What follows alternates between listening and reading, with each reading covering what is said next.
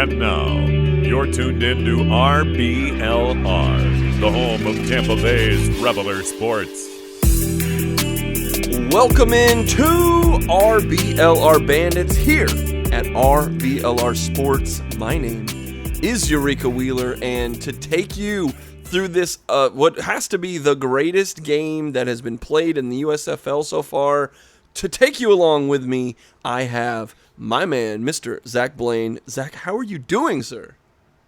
I am doing fan-friggin-tastic. How are you doing, man? Let's go, man.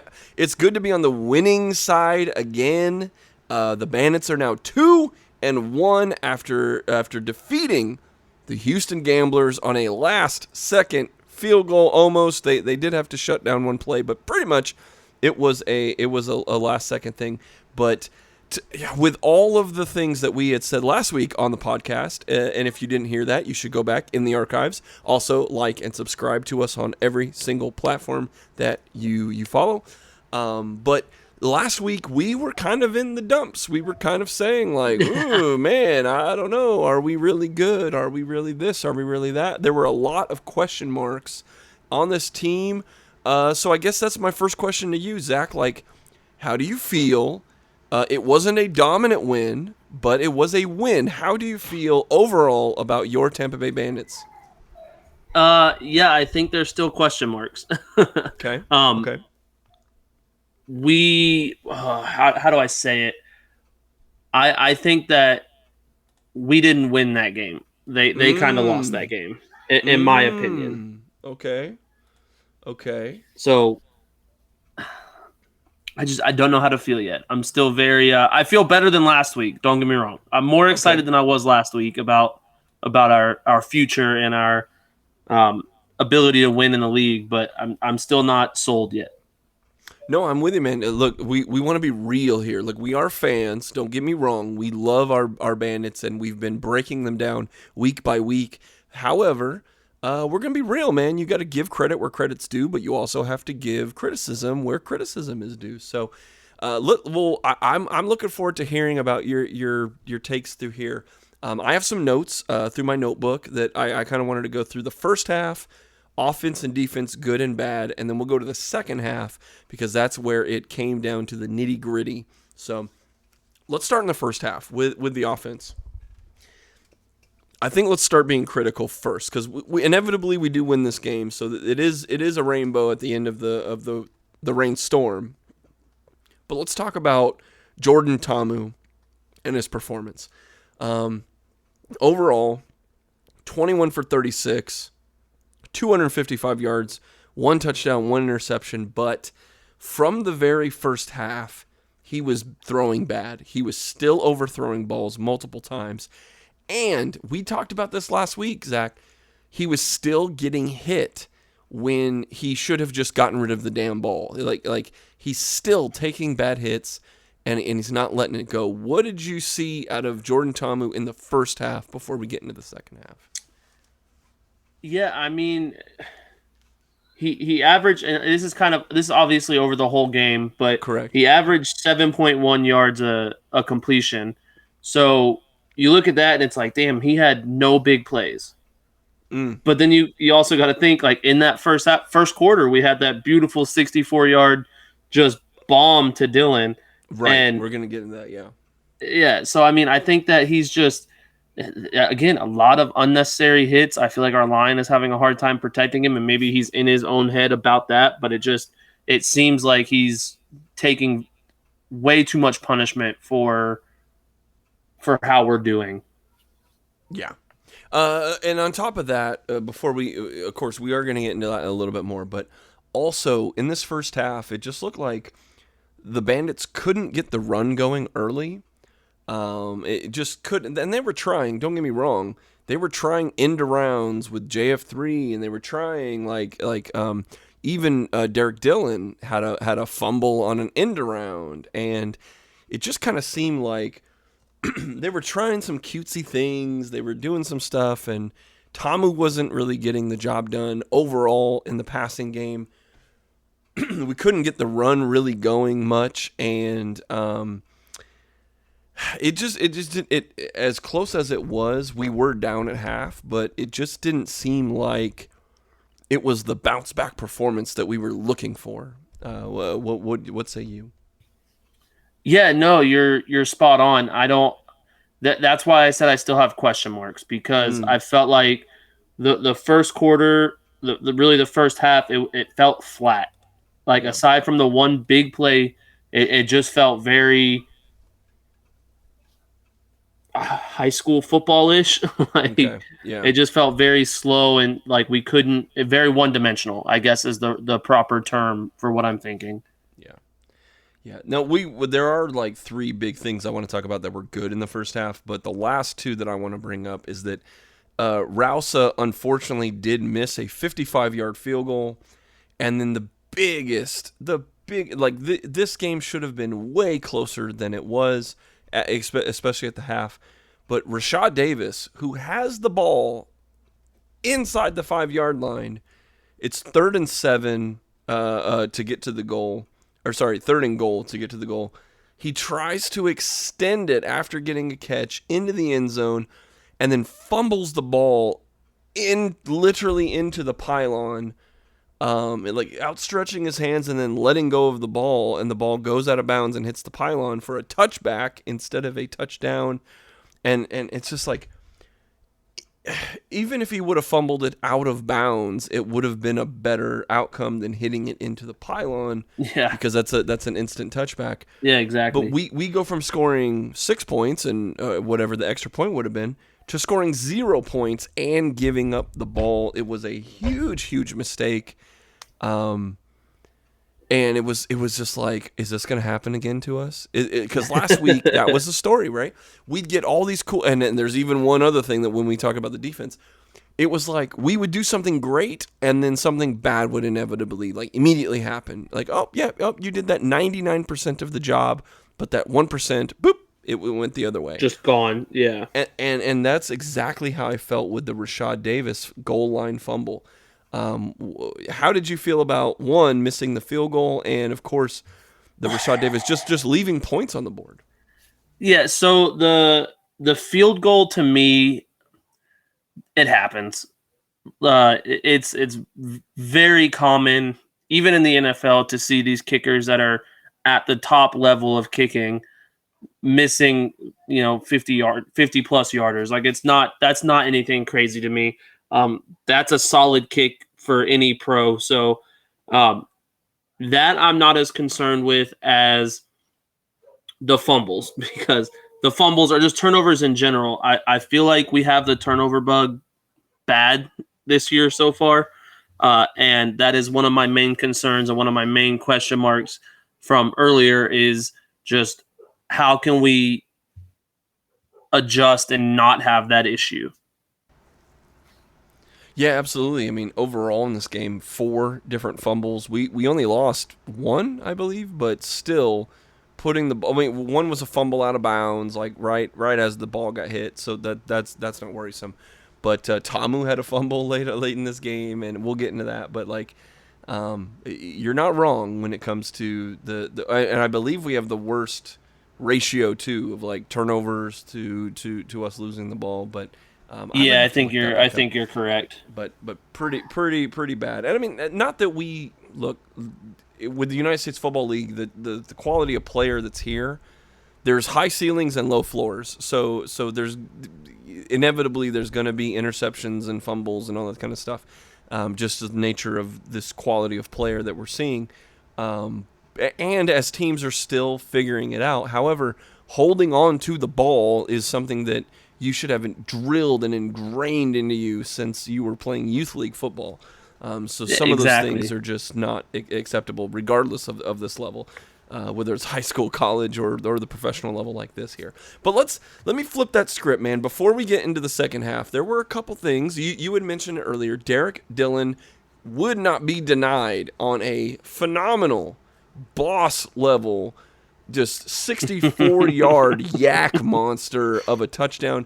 Dude, Derek Dillon gets the ball on the sideline or close to it, jukes 2 dudes at the line of scrimmage, and then shows that 4 2 or 4.3 speed that he has shown in his career and just fires down the line for a 64-yard touchdown. And I'm just like, I mean, I'm tweeting in all caps at the time. It is on like Donkey Kong, and Derek Dillon is a beast. What's going on? Yeah, no, that was one of the, not even one of, that was the best play of the season so far, for the Bandits, I will say. By far the best play of the season, and it gave me more hope and definitely in Dillon, in that we don't have to rely on just our tight ends at this point anymore. Well, and also Dillon, man, had a killer third down conversion also in the first half. He was just ready to play. This was a receiver that was ready to bring it. And as long as Tamu, we said this in our preview, as long as Tamu could get it into the breadbasket, he was going to catch it. He was going to get it going. Now, it's just like you have an asset. You have a speedster. You have a just dynamic player in Derek Dillon that we did see play calling. Them trying to get it on the end around. He unfortunately fumbled it. But trying to get him the ball in weird and different ways. You know, not weird, but like unique in different ways. Yeah, exactly. In order to use his assets. So I love that. Another guy who made a phenomenal 29-yard sideline catch in coverage.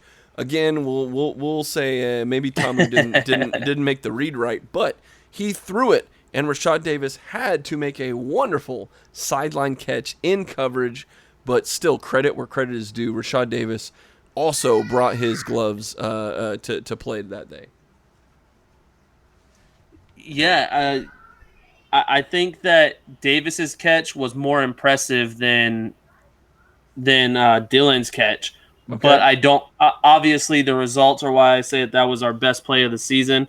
But I do think that the catch itself was more impressive than Dillon. So I don't think, aside from Dillon having we've talked about it over the last 2 episodes, is we need players to break out, especially in the running and receiving game.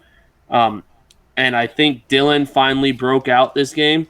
The problem is that no one else really, I mean, Davis kind of, but no one else really broke out. So we're still looking for that, the supporting cast that's not just one star in quotes, but yeah.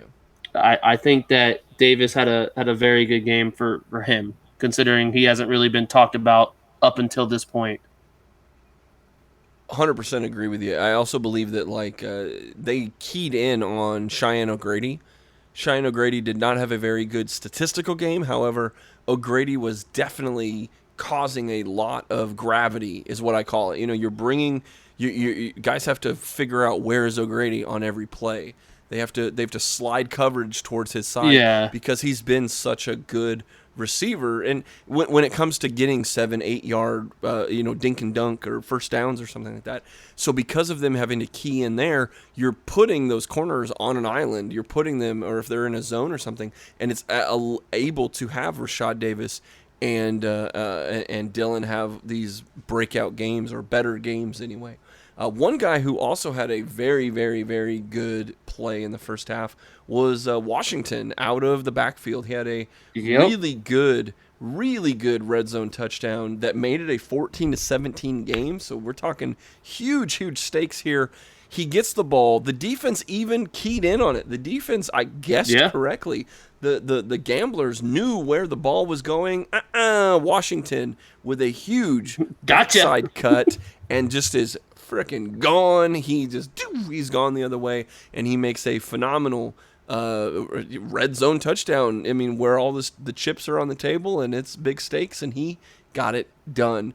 Unfortunately, not a lot of big rushing in this game, and especially in the first half, but a big play, and obviously there was a 1-point difference at the end of the game, so every single little thing it counted in the end, and it was good to see Washington get a rushing touchdown. Yeah, it is kind of nice on my end, because I've been a proponent of Washington over Emmons, kind of the opposite of what you've been.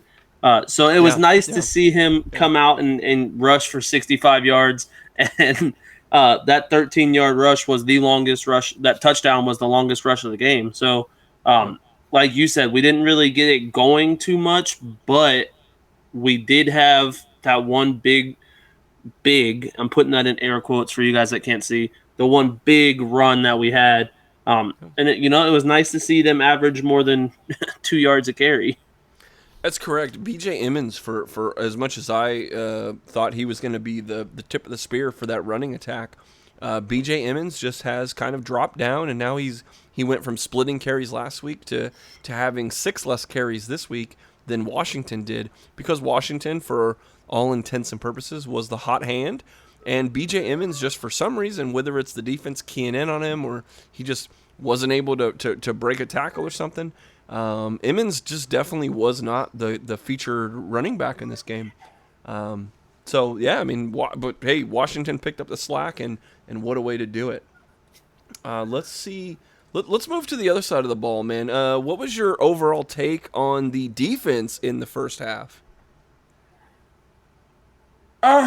It's another one of those things where even like I said it in the beginning when we started talking about it, where the whole game just or the whole first half kind of felt flat to me. Okay. I don't think our defense was playing bad. Don't get me wrong. Like, by no means do I think our defense was playing bad. We finally got it. Well, now that was the second half, so I'm getting a little ahead of myself. But we played much better than we did last week for sure. So that was something that I took positive from the first half, was that we weren't it felt like we didn't come out flat-footed like we did last week. Yeah, there's good and bad, and I have a little bit on both sides to talk about, good and bad. But if you take away, which we'll get into, if you take away that like just fluky fumble recovery touchdown that we will get into in a second, but if you take that away, it's 17-14 at the half. If you take away I guess they ended up getting, it'd actually be 16-14 at the half. And that kind of illustrates where I feel the first half was in this game. I felt like it wasn't perfect, it wasn't pretty, but it was close. It was like it was still anybody's game through 2 quarters. Although the Bandits were down 23-14 at the half, and that's a lot of that is because they gave up a 57-yard touchdown on a 1-play drive after putting the ball on the ground, I believe, or maybe it was like I think it was a turnover on downs. But regardless, we gave up the ball, and then they scored on 1 play as a deep throw to the receiver, catches it for Houston, but Chaffee comes in, punches the ball out. I mean, just beautiful defense. I mean, as a safety myself, I was like, he comes in, he's looking at it, he punches the ball out, but the ball takes the most amazing, just stupid bounce where it bounces on the ground like a rugby ball or something. Like, it bounces immediately back up. 2 bounces, I believe, just in stride. The receiver doesn't even stop running his route, picks the ball up off of the ground, and takes it right into the end zone. And it's just like, and that was really early in the game. That made that a 7-10 game. We were up 7-3 at the time. Yeah. And then this stupid just momentum shifting. We weren't good on offense. Then they score on one, I want to say fluky play, but it is what it is, man. It takes skill to catch the ball. It takes skill to recover the ball off a bounce. But nonetheless, it bounced right to him like he had magnetic hands, and it goes in. He catches it right in stride. But the defense on the bad side, outside of just that stupid play, there was a big hole. It seemed to be on this left sideline. Like, there was just this big flat zone that was open for multiple. There was even a play where we stopped them on 3rd down because we batted the ball, and the wide receiver was wide open in that zone. It's just we got a really good play at the defensive line. So whether it's the left sideline or deep in the field, like, what did you feel about the coverage in the first half? So I felt like our deep coverage was much better than our short pass coverage, but that wasn't the most, like, our pass coverage was not the most concerning thing to me. I've kind of had my doubts on our pass coverage after not having an interception through 10 quarters at this point. So I've always kind of had my doubts on our coverage skills or our ball seeking skills. Um, what concerned me, and not to jump around too much, but was our rush defense. Okay, Our yeah. our run defense was abysmal this week. Yeah, I mean, we gave up a huge run to Thompson. He had his own 55-yard backside cut, breaking 2 tackles right up the middle, and just gets like in a turbo mode, and that Yeah. gave them a 10-point lead after that touchdown. So now you're seeing we were starting off okay, wasn't perfect, wasn't pretty, but it was a lead. And we take the lead, we force them into a field goal, but then we give up 2 touchdowns, one on a fluky play and the other on a just absolute beast of a run by Thompson. And yeah, I mean, we'll get into it a little more in the second half, but Thompson, he brought the cleats today, man. I really thought that Thompson had a phenomenal game throughout the game, and it showed why he was the leading rusher coming into this game. I think you had told me that statistic last week. Yeah. And Thompson just, yeah, man, he's making a really good case on to making maybe getting a chance to get up to the other league, man. It's like at least for 3 games here, he's been a solid, consistent, and dependable running back for the Gamblers. Yeah, I mean, I don't know. I can't remember the stats completely from last week, but if I'm not mistaken, this game alone, he doubled his, or close to doubled his overall rushing yards. He definitely in became just this the game. first ever 100-yard rusher. He became the first. Oh, 100-yard definitely. rusher. Yeah. Yeah. I mean, on the whole day, he had 147 yards, and 55 of them came from that. So he had 90 more yards on 23 more carries. So I mean, he's just ridiculous. Just a phenomenal job on the day for Thompson. I mean, their other running back had 5 carries. Exactly. They were feeding the ball to Thompson, and also we'll foreshadow though that may have been a little bit of their demise towards the end of the game here. But going into that first half, man, you got to feel good if you're the Gamblers. You got all the luck, you got all the things. You're kind of picking apart the defense a little bit. But you haven't completely put the Bandits out of their misery. Unfortunately, though, at halftime, we learned that the Bandits would not have their starting center for the rest of the game. Bruno Reagan ruled out of the game with an injury, and he, as far as I know, he is still out as we go into this week. But Bruno Reagan, as much. I mean, it's a big guy. We talked about him. We love his off the field stuff too. He's just a solid force for that line. And then going into that second half, I mean, how did you feel as we moved into the second half? So brutally honest, I was expecting to come away disappointed again. And that's just to put it very lightly. I was preparing myself for our scores that we had predicted last week to be kind of blown out of the water, and not in a good way. Yeah. Well, in the defense, I kind of want to start with defense just because I only have a couple things to say bad on them. Because again, Thompson had a huge day despite pretty good run defense. Let's not get that wrong. We're going to talk about the good here in a second, but it's really weird to say, but like Thompson had 147 yards on us, but I still feel like the run defense in the little details like 3rd and 2s and 3rd and 3s and stuff, the run defense did a good job breaking it down. However, overall, Thompson just showed why he was amazing. But the other thing was there was still this left side, man. I wish I could break this down on a video for everybody, but like even Anthony Chaffee gave up a huge play in the second half that just floated right over his head, and it was a good pass by Thorson to just place it over the shoulder. There was a 28-yard gain, but it just was like Thompson was still running really, really well. The rush defense just couldn't take him out of the game, right, completely. And that was a thorn in our side, and the reason why it was so damn close towards the end here. But overall, this is a defense that I mean, they gave up 23 at the half. They only gave up a field goal in the second quarter, or the third quarter of the second half. Yeah. 3 points was the only thing that this defense gave up. So that's all the bad that I have. I mean, really, it was like, yeah, they had a couple plays and they let the run just keep putting it. But this defense showed up in the second half.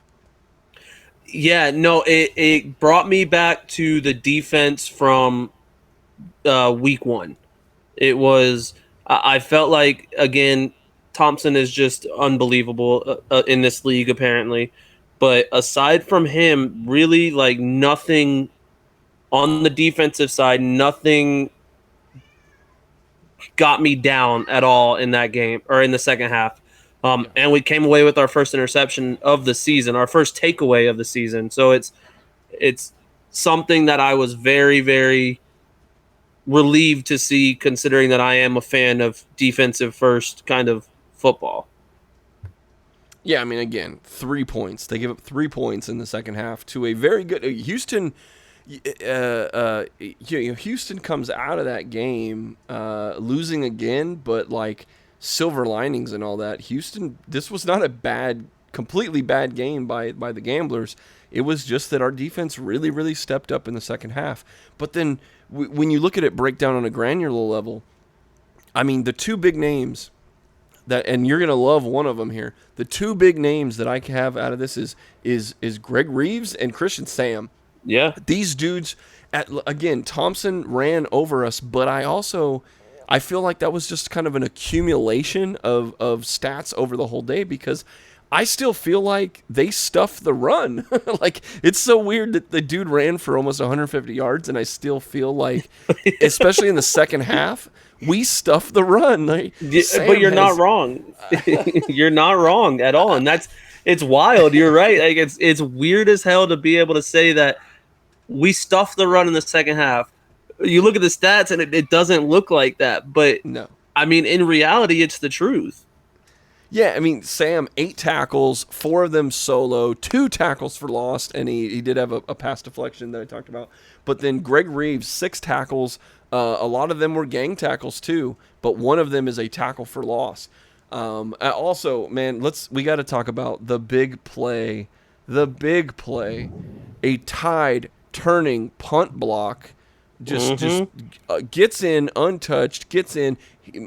Good block, and then Vinny Papali gets the ball at the Houston 5-yard line, and it is like, let's go, baby. Yeah, I mean, I feel like the only special teams we've been able to talk about is our punter, our punter, but it was nice to see. I know a lot of these guys play defense and special teams, yes, but it was nice to see. I'm going to call it special teams, though, because that's what it is to me. To see a special teams play that, in my opinion, was kind of the turning point in the game for us. 100%. Well, and to have Vinny Papali, of all people, who's trying to make his own name. Like, think about this guy. Every time we turn around, it's, invincible, and it's all about his dad and his dad and his dad. And it's like, it's time for him to make some plays. But he did a play on special teams just like his dad would have done. So it's kind of like, exactly. I want him to be his own man. You know, like, he is his own man. He is not his father. But like, it's like, I don't know, man. He's just got. I see the resemblance. The gene is in there, brother. He's got that thing. It must be hereditary. But this man comes up with a wonderful, wonderful play, and we get the ball inside the 5-yard line. Then also this defense for the rest of the game. Now the pass rush starts to show up. They're closing in late. They're hitting Thorson in the backfield. And Christian Sam, he had 2 hands on the ball. He should have had an interception, and it fell right through it. But Sam, I love you, my big guy. He just let it run through his fingers. However, he makes a redemption play. He makes the huge tackle for loss to snuff out a screen pass and force a punt on 3rd and 9 that even gave our offense the chance to come back with 2 minutes left. Christian Sam just killing it right now for the Bandits. Yeah, we talked about it a little bit before the show, because he's on the injury report, the one that the ever so gracious USFL employees send out at 4 a.m. Um, but he's one of those guys that I love to hate. Being a Pac-12 fan, anyone that doesn't play at Oregon State, I have a little hate for. But then he goes on and plays in New England, or doesn't really play, but he Yeah. gets drafted by New England. I'm like, all right, I gotta love him a little bit. Then he comes to Tampa, and he is just proving why when we did our player reviews in the beginning, in the offseason, why at least, I mean, I think we both were, but I know I was for sure, why we were so high on this kid. Yeah, you sold me, man. You sold me. You took the lead in kind of reviewing his strengths and weaknesses, and it was just like, yeah, buddy. It's always good when you have those players that like, man, I hate you, but if you were on my team, God, it would be amazing. It's just like Exactly. you said hate, you love to hate or whatever, but now the other team gets to hate him as Christian Sam just had a phenomenal game. Let's flip to the other side though.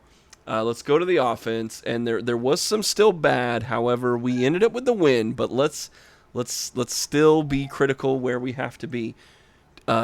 Jordan Ta'amu, even in the second half, still throwing bad under pressure. I mean, even when JF3 made a catch, it was an overthrow, and Franklin had to go up and get the ball and make an athletic thing. Ta'amu was also almost intercepted with a sidearm throw as he's on the run. He throws it sidearm, and he should have been intercepted, and it wasn't. But then he actually did get intercepted, but he was trying to float it over a linebacker into a little zone, and it just got picked off, throwing into what it ended up being double, or it should have been triple coverage, but he gets it over the linebacker, but throws it right into the safety's hands. Yeah. Jordan Ta'amu, as much as he did some good things that we will get into in the end of the game, didn't look good in the first half, and still was just throwing bad under pressure here. Yeah.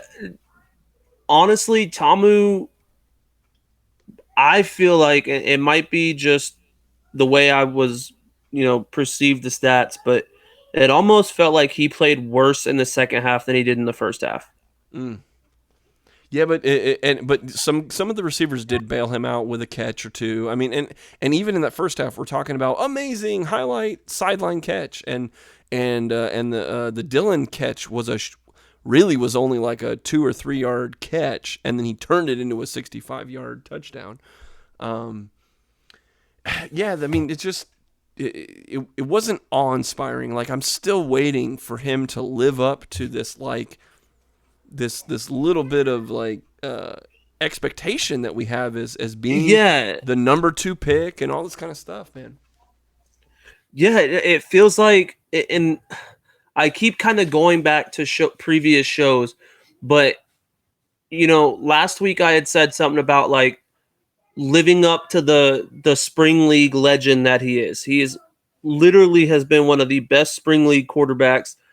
I mean, in all reality, possibly ever. Like, he has been outstanding. It's gotten him multiple shots at NFL practice squads, backup roles. So, like, it obviously isn't a fluke because he's kind of built off those performances to some extent. But then you kind of look at it like, okay, well, he's back again. He's back again.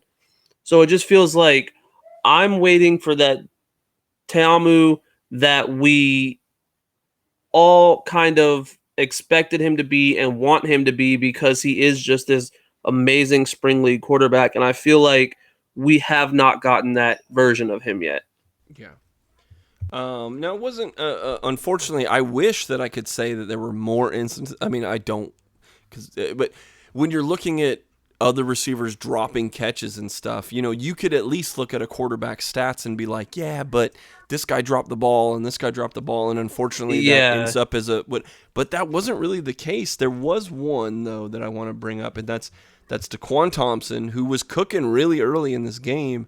Dropped a surefire touchdown in the end zone that would have been one pass. However, it's just, again, you get 2 hands on it, you got to bring it in. And so that unfortunately also racks up on Ta'amu's stat line. But Just Houston really, really did a good job creating pressure on the pass. So, I mean, the offensive line isn't without its own criticism here.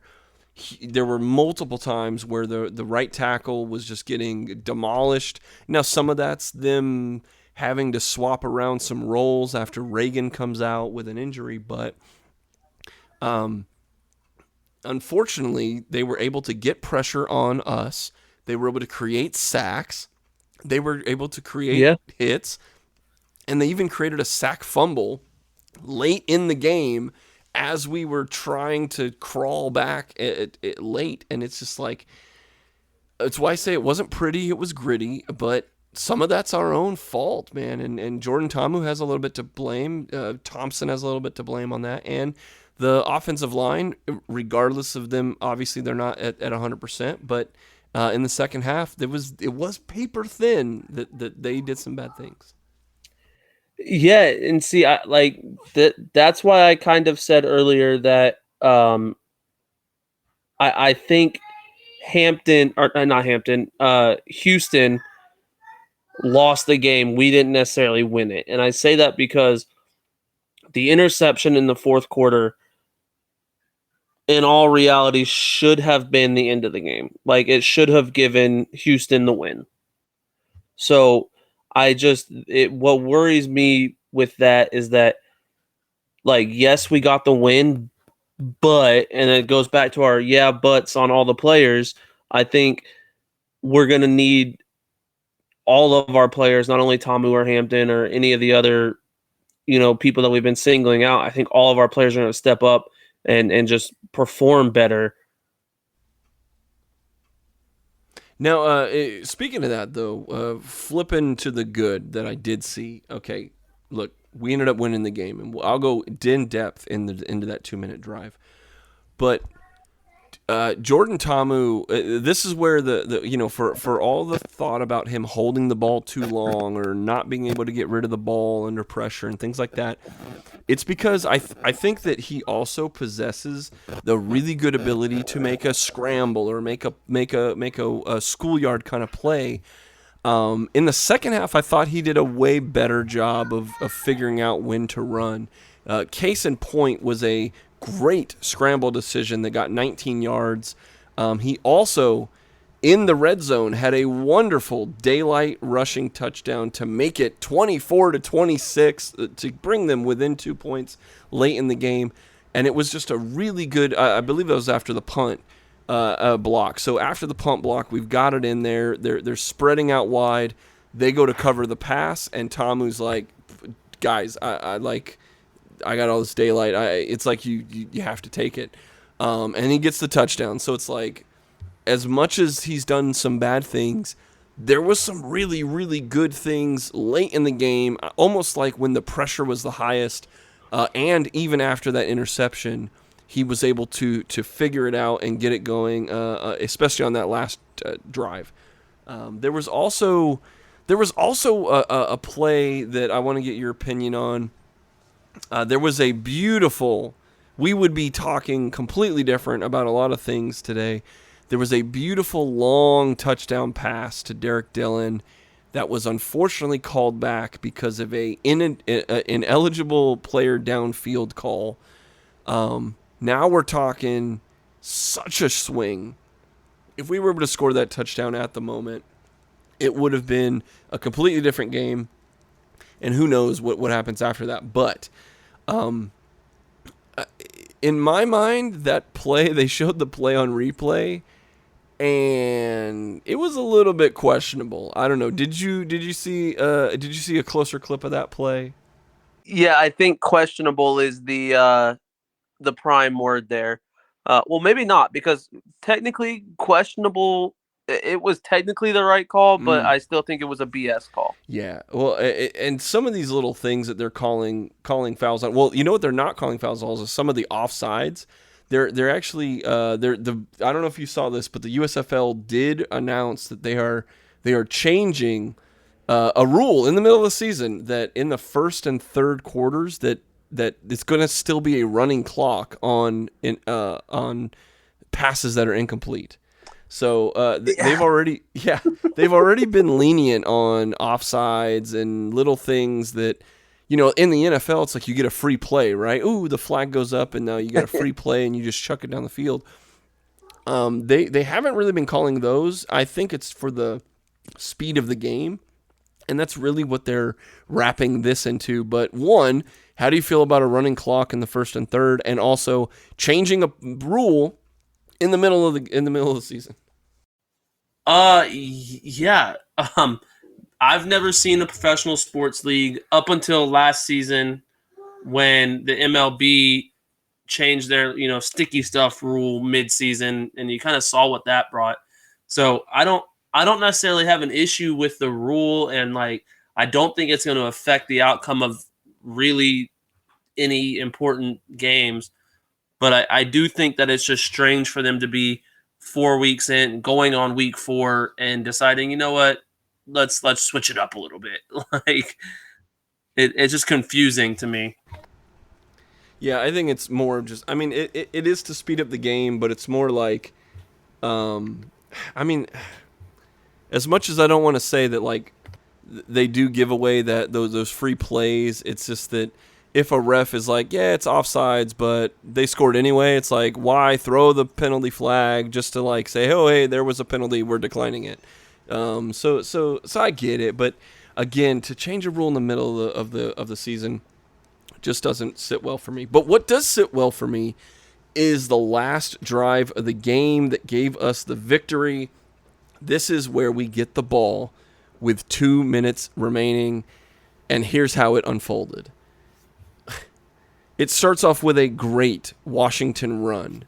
Then Northrop from Houston, Northrop, who was mic'd up for the game, provided a lot of the bleeps and flies. I mean, it was a good job for them miking this dude up because he's a rough and rowdy dude. He's a character. He's a character, man. I dig it. It's like Bellamy from New Orleans. Yep. These are the right guys to be putting the mics on. So, he gives us a cool little 15-yard penalty.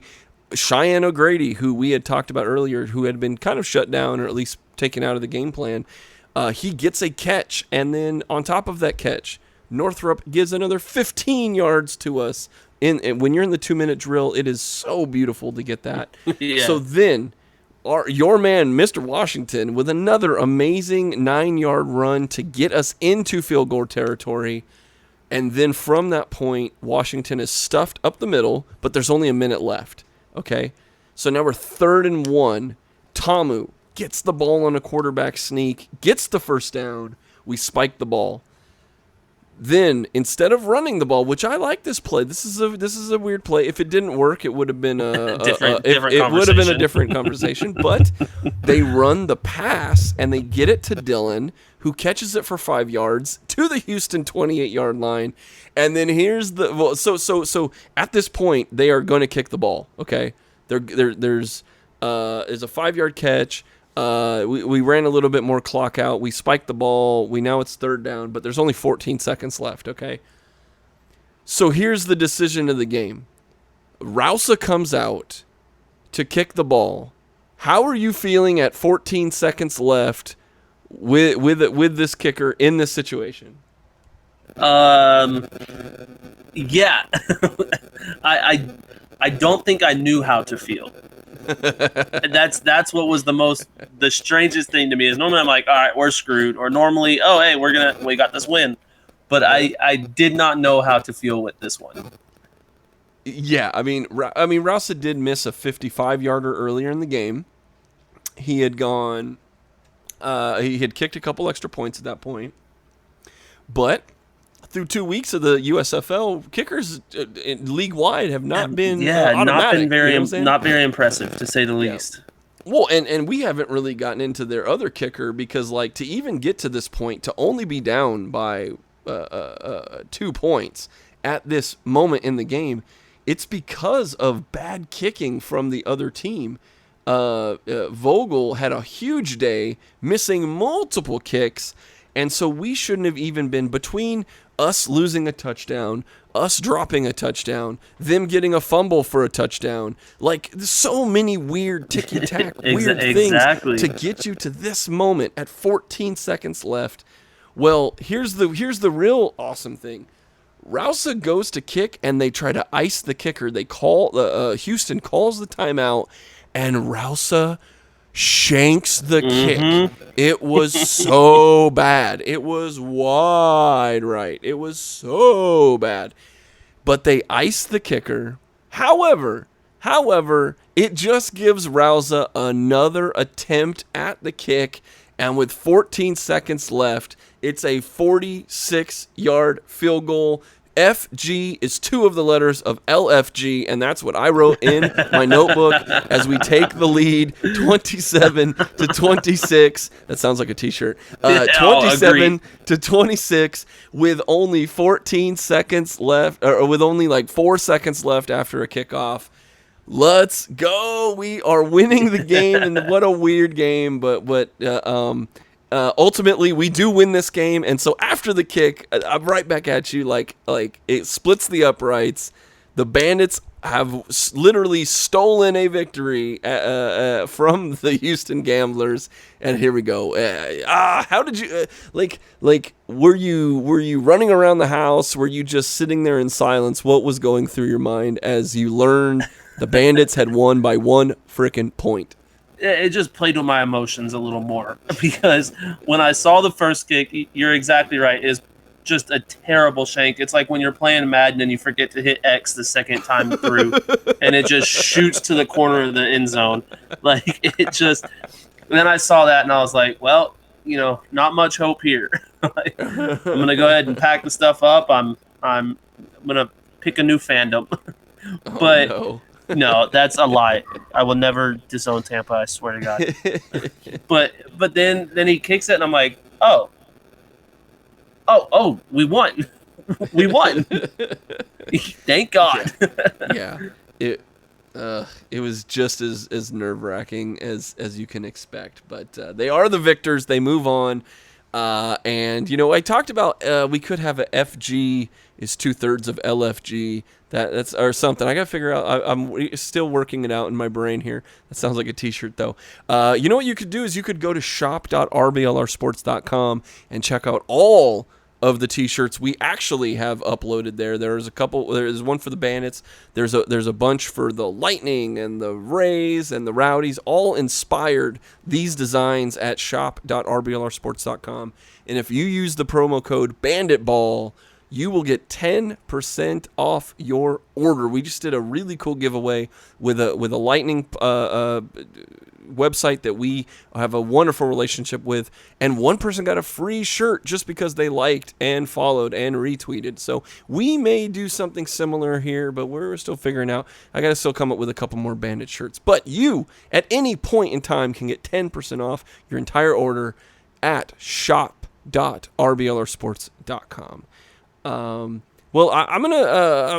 we're gonna fast forward to the future now. We've got week 4 upcoming against we haven't got to our power rankings, but it has to be the number 1 team in the USFL, the I believe only undefeated team left in the USFL, and this has to be the game of the week as the 3-0 Birmingham Stallions take on your 2-1 Bandits. Zach, take us through your initial stats and statistics and thoughts through this game. So right off the rip, they are a very not very balanced team. They don't seem to run the ball very much, and their running back CJ Marable. I don't know how to pronounce his name because I don't really care about him. Oh no!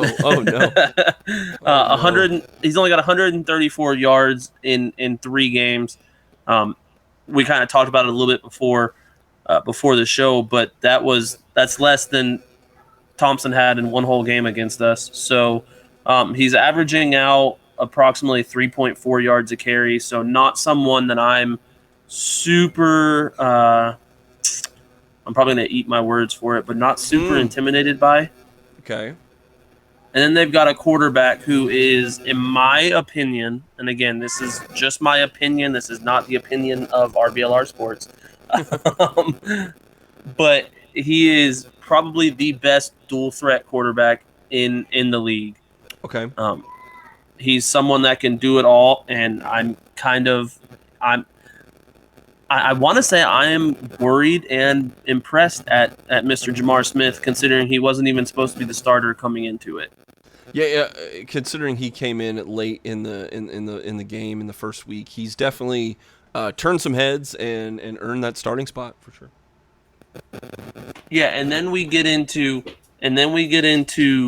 who I think is going to be the difference maker in the game in general, and it is a guy who is I hold very near and dear to my heart. And it upsets me that he is playing us next week, or this week, I guess. Mr. Victor Bolden Jr. Okay. He is leading the league in yards after catch, if I'm not mistaken. He's got 84 yards after catch. And he's a smaller guy, don't get me wrong. He's not going to catch very many jump balls over us, which is nice. But he will burn quite a few of our defensive backs. I'm unfortunately predicting it now. Yeah, as far as Jamar Chase goes, he's second in yards total despite not playing the first half of week 1. He has 5 touchdowns. He does have 2 interceptions, and here's the kicker though. He does have just a 51.7% completion rate. So as much as we've been sitting here talking all this crap about Jordan Ta'amu, he's been almost a full standard deviation better than Jamar Smith. To me, it's their defense that really looks like. Their defense looks like it's what we have to key in on. I mean, when you look at Jordan Ta'amu, really, really, really has to bring the heat this week because he is facing a defense that has 4 different dudes with an interception, or at least Burns has 2 interceptions. Allen has an interception. Gates has an interception.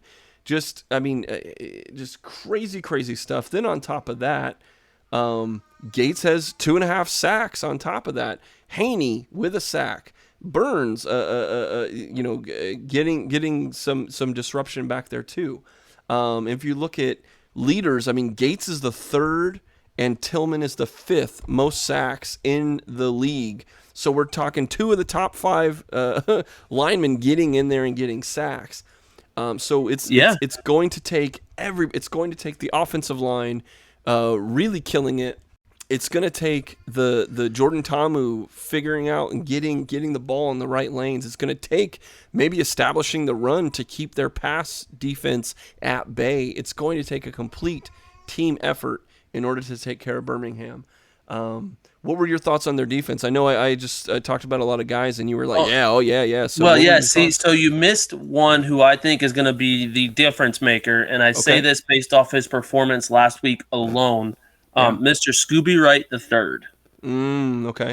Someone who, again, a Pac-12 alum. Shocker. But someone who last week had 17 tackles.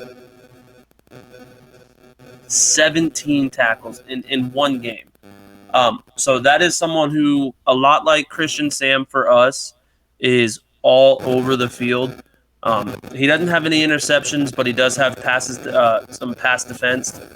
So he is a guy who I think Ta'amu is going to have to be afraid of and keep an eye on him because he is literally everywhere. He is the guy who, in my opinion, is going to be the difference maker for this defense against us. Later on, I think we play later tonight, don't we? No. Well, I'm going to put this out as soon as possible, so this might actually come out on Friday as we're recording this. So the game is tomorrow or Saturday as you're listening to this.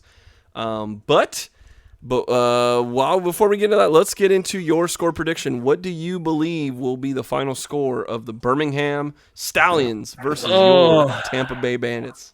All right, guys. I know I picked us to lose last week, and it worked, so I'm going to go ahead and do it again real quick. I am saying 34-17 Birmingham. Woo! 34-17. Yeah. Unfortunately, I hate. I mean, I hate as a fan. I'm like, yeah, I hate to do this, but it doesn't look like it's going to be a victory for the Bandits. The question is, will it be a blowout loss or will it be something a little better? I actually believe it's going to be pretty close. I think we're gonna slow down their scoring offense, and we're gonna do better than our normal scoring offense.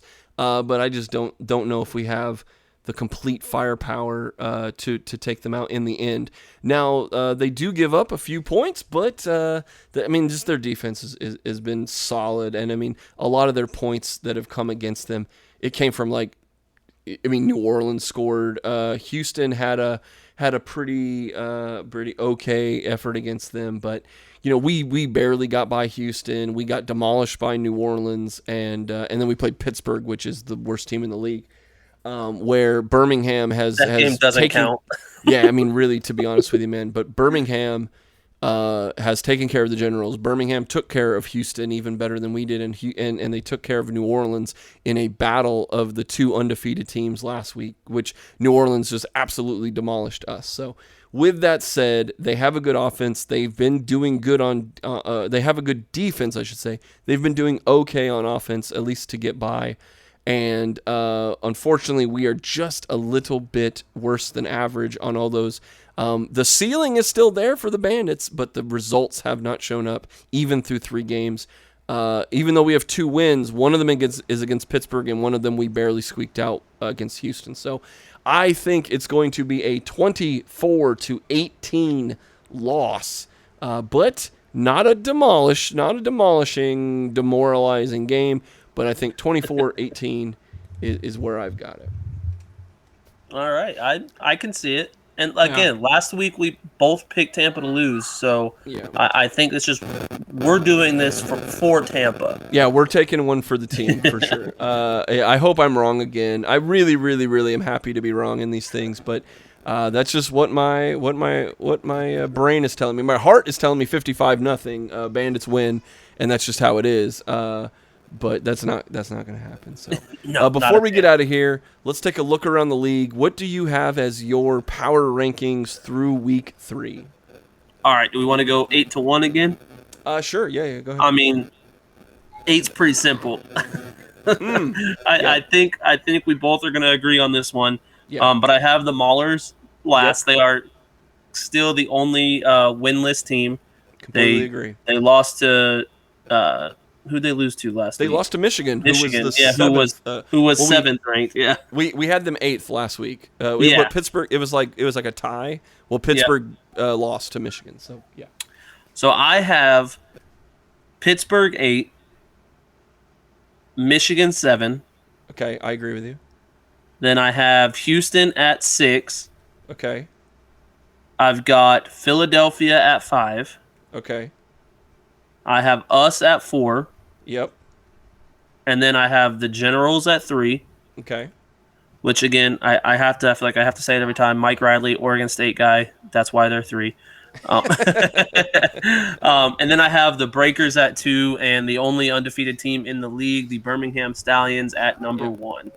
I agree with you almost all the way. The only difference I have is Philadelphia at 5 and Houston at 6. But other than that, we're across the board. Birmingham, New Orleans, New Jersey, us at 4, Philadelphia 5 or 6, Houston the other one, and then Michigan and Pittsburgh way down. If there was a 10th team, they would be 10.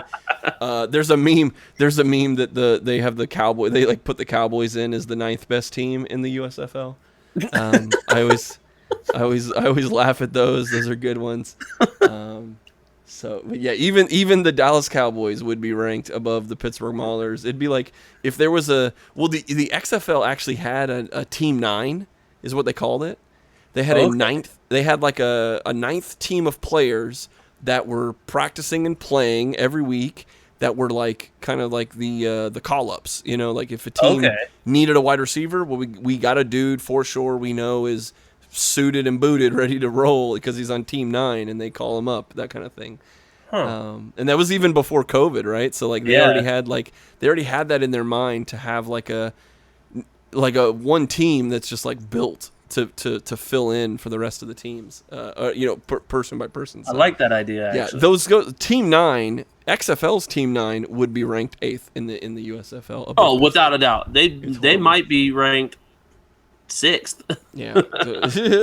Well, but that's all I got for this week. I wanted to say, like, this was, again, not pretty, but it was gritty. That's what I tweeted. That's what I believe. But at the end of the day, Tyler Rausa, ice the kicker. Guess what? Ice in the drink. Have a cold one because he kicked it through the uprights, and then he did a little dance in the locker room.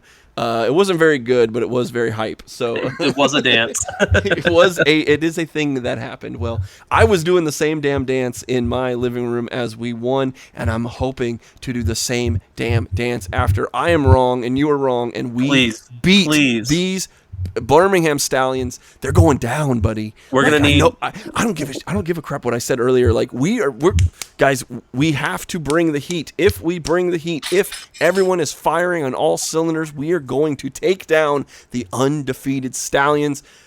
Zach, I'm giving you the last word, baby. I'm too hyped to let this thing go. So it's your call. You're the final word. Let's go. Let's ride, Bandits. Yeah. So I am expecting a dance posted to Twitter if we win this game. I'm just letting you know now. I'll agree to that. All right. So if we win this game, Eureka is posting a dance on Twitter, and the only way you're gonna see it is if you go give us a follow. We would greatly appreciate it. And it's been a rough show today with power outages. The weather's not so great here in East Tennessee, so they won't know that with my editing. They won't know. Oh, I don't doubt it, but they need to know because that's how much we love to do this stuff for them. But yeah, so again, Eureka touched on. If you just give us a follow, give us a like, whatever you guys can do. We do this stuff for you guys. We love it. It's so much fun, and we appreciate you guys listening, especially if you made it to this point. You guys are the real MVPs. And aside from that, man, let's get out of here while we can. Let's ride, baby. Thank you for tuning into this presentation by RBLR Sports. On your way out of the stadium, please remember to like and subscribe.